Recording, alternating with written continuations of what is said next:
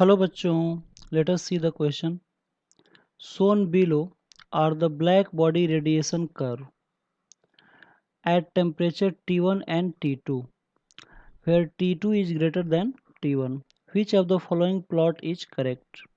Question ये कर रहा है कि नीचे जो है कुछ प्लॉट दिए हुए हैं और हमें चुनाव करना है कि कौन सा प्लॉट सही है, किस आधार पे चुनाव करना है।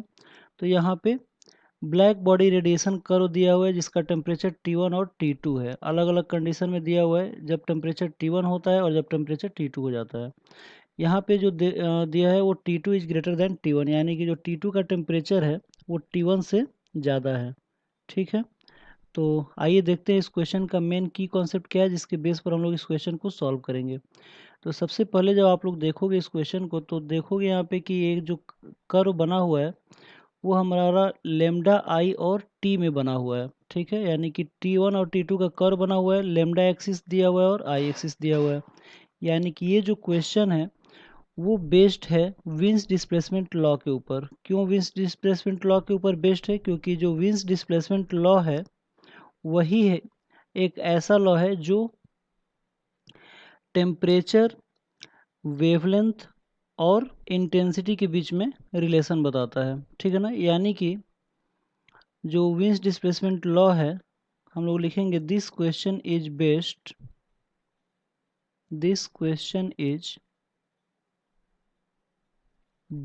On wins displacement law. ये जो क्वेश्चन है विंस डिस्प्लेसमेंट लॉ के ऊपर बेस्ड है। क्या होता है विंस डिस्प्लेसमेंट लॉ? तो ये होता है lambda M T is equal to B. यहाँ पे जो बी है वो कांस्टेंट है। ठीक है,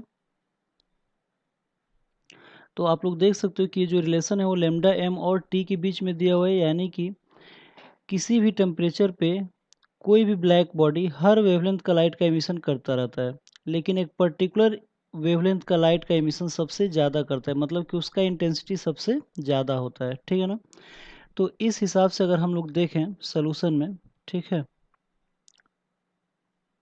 तो सोल्यूशन वाले पार्ट में अगर हम लोग देखें तो हम लोग देख सकते हैं कि जो lambda M T is equal to अगर बी है, यानी कि जो लेमडा एम है ये बी अपॉन क्या हो जाएगा, टी हो जाएगा।